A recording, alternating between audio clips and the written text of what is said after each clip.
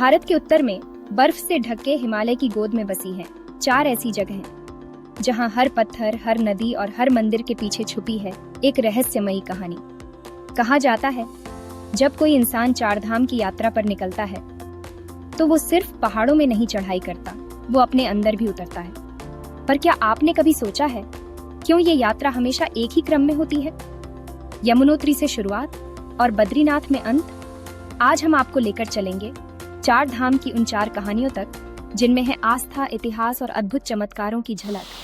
आज चलिए एक ऐसी यात्रा पर जहां हर धाम एक राज खोलता है। यात्रा की पहली सीढ़ी यमुनोत्री। यहाँ हर यात्री सबसे पहले अपनी माँ के नाम की पूजा करता है, क्योंकि ये धाम सिर्फ एक बहन की नहीं, यमराज की बहन यमुना की आत्मा का वास है। यमुनोत्री 4 धामों में सबसे पहली यात्रा यहीं से शुरू होती है। लेकिन क्या आपने सोचा है क्यों? यहाँ माँ यमुना की पूजा होती है। जी हाँ, वही यमुना जिन्हें यमराज की बहन माना जाता है। मान्यता है कार्तिक शुक्ल द्वितीया के दिन यमराज हर साल अपनी बहन यमुना से मिलने आते थे और बहन ने भाई से एक वचन मांगा कि जो भी व्यक्ति यमुना में स्नान करेगा उसे यमलोक की पीड़ा नहीं सहनी पड़ेगी। यमराज ने बहन का ये वचन निभाया और तब से यमुनोत्री बना मोक्ष का द्वार। यही कारण है कि यहाँ सबसे पहले माँ की पूजा होती है। यात्रियों के पैर सबसे पहले माँ यमुना की गोद में पड़ते हैं और फिर शुरू होती है उनकी तीर्थ यात्रा। पहाड़ों के बीच स्थित ये धाम न केवल प्रकृति की गोद में है, बल्कि एक भाई बहन के अटूट प्रेम और विश्वास की अमर कहानी भी है। जंगल, बर्फ और पत्थरों के बीच एक मंदिर, जहां पहुंचना सिर्फ शारीरिक तपस्या नहीं, एक आंतरिक परीक्षा भी है। मंदिर से थोड़ा पहले एक छोटी सी गुफा है। लोग कहते हैं बाबा की गुफा। सदी की शुरुआत में एक तपस्वी वहां अंतर ध्यान हो गए थे। तब से बिना किसी तेल के, बिना बाती के उस गुफा में एक दीपक लगातार जलता है। कई यात्रियों ने उस गुफा के पास एक आवाज सुनी। जो यमुनोत्री माँ को माँ मानता है, उसका दुख इस पानी में घुल जाता है। कहते हैं सच्चे दिल से आए यात्री को कभी कभी उस योगी का दर्शन भी होता है। यही से शुरुआत होती है पानी से शुद्धि की। शरीर को तैयार करने का पहला कदम यमुना माँ के चरणों से। पर अब बढ़ते हैं आगे, जहाँ पवित्रता अपना रूप धरती पर उतारती है। सूर्य देव की बेटियां गंगा और यमुना। गंगा की प्रसिद्धि से यमुना ने एकांत का रास्ता चुना और यमुनोत्री में तपस्या को अपनाया। गंगोत्री, वो जगह जहाँ एक तपस्या ने धरती को माँ गंगा दी। भगीरथ ने वर्षों तक तप किया, जब तक ब्रह्मा और शिव पिघल नहीं गए। और फिर गंगा गिरी, शिव के जटाओं से होती हुई धरती पर उतरी। गंगा स्वर्ग से धरती पर आई, लेकिन अगर शिव ना होते तो पूरी पृथ्वी बह जाती। जब गंगा को धरती पर लाने का समय आया तो शिव ने अपनी जटाओं में उसे रोक लिया। धीरे धीरे उन्होंने गंगा को छोड़ा और गंगोत्री वही स्थान बना जहां गंगा ने पहली बार पृथ्वी को छुआ। कहते हैं आज भी ब्रह्म मुहूर्त में जब सबसे पहली धूप मंदिर की चोटी को छूती है तो कुछ लोगों को झरनों में एक आभा दिखाई देती है, जैसे कोई देवी उतर रही हो। यहाँ पहुंचकर मन जैसे शुद्ध हो जाता है। पहले शुद्धि, अब पवित्रता।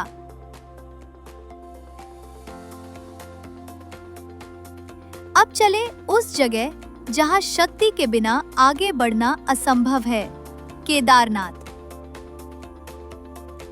समुद्र तल से 11,000 फीट ऊपर केदारनाथ। ना सड़क, ना वाहन, सिर्फ पत्थर, हवाएं और आस्था। कहते हैं पांडवों ने यहाँ शिव को प्रसन्न करने के लिए तप किया था। शिव ने परीक्षा ली और स्वयं ज्योतिर्लिंग रूप में प्रकट हुए। पांडवों से बचने के लिए भगवान शिव ने वृषभ का रूप लिया और केदारनाथ में धरती में समा गए। जहाँ उनकी पीठ बाहर रह गई और जहाँ उनका पशु रूप दिखाई दिया, वही आज केदारनाथ लिंग के रूप में पूजी जाती है। कहानी शुरू होती है महाभारत के बाद, जब पांडव अपने पापों से मुक्ति पाने हिमालय की ओर निकलते हैं। भगवान शिव से माफी मांगने के लिए, लेकिन शिव जी उनकी भावनाओं को समझकर भी मिलना नहीं चाहते थे। वो उनसे नाराज थे, तो उन्होंने छुपने के लिए एक अनोखा रूप धारण किया, एक भयंकर भैंसा यानी नंदी का रूप। पांडवों ने उन्हें पहचान लिया और शिव जी तब गायब हो गए, धरती में समा गए। सिर्फ उनका पीठ यानी कुबर दिखाई दिया। इसी स्थान पर बना केदारनाथ धाम, जहां शिव के इस पशु रूप के पिछले भाग का दर्शन होता है और इसी रूप में उनकी पूजा होती है। कहानी कहता आज भी केदारनाथ का ज्योतिर्लिंग एक सामान्य शिवलिंग नहीं है, वो है एक आकृति जिसमें शिव जी धरती में समा चुके थे। मंदिर के पीछे एक रहस्य भी है। वहाँ की दीवारें कभी सीलन नहीं पकड़ती, न ही बर्फ के भार से कभी टूटी हैं, जबकि पूरा इलाका हिमस्खलन से जूझता रहा है। लोग कहते हैं पीछे खड़ी एक बड़ी चट्टान ने मंदिर को बचाया। वो चट्टान आज भी वहीं है।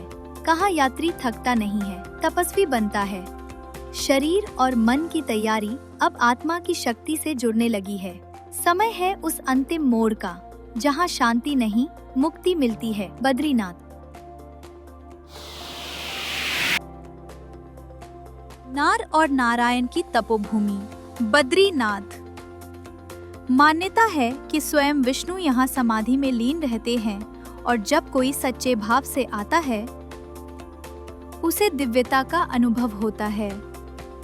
सालों पहले जब एक संत ने यहाँ बर्फ के नीचे खुदाई की तो उन्हें मूर्ति नहीं ऊर्जा मिली। बाद में उसी स्थान पर मंदिर बना और वही मूर्ति आज भी मुख्य गर्भगृह में स्थापित है। कई इतिहासकार मानते हैं कि बद्रीनाथ मंदिर की मूर्ति पहले एक बौद्ध मठ में थी। आदि शंकराचार्य ने इसे नारद कुंड से निकालकर वैदिक परंपरा में पुनः स्थापित किया।